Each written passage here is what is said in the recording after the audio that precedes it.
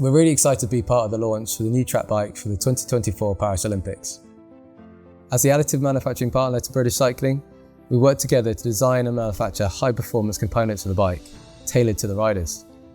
Our aim is to continually push the boundaries of AM technology with a focus of reducing part weight and improving aerodynamics.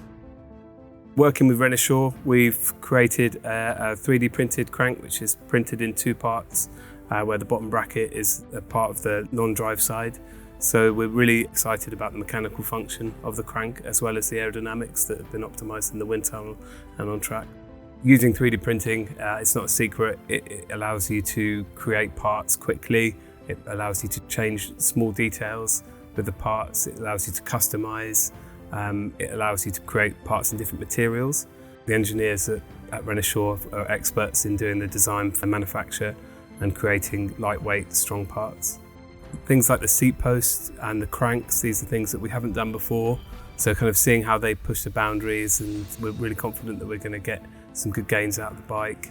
So everyone's super excited to see it on track and get riding it as soon as possible.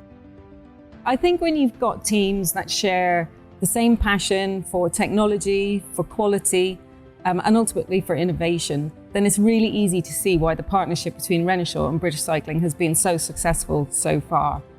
Although we've got very different industries, that doesn't stop us from sharing that same vision of continually challenging the status quo.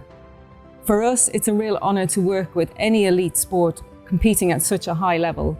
And I think for British Cycling, it is the same in terms of working with a leading edge technology company such as Renishaw.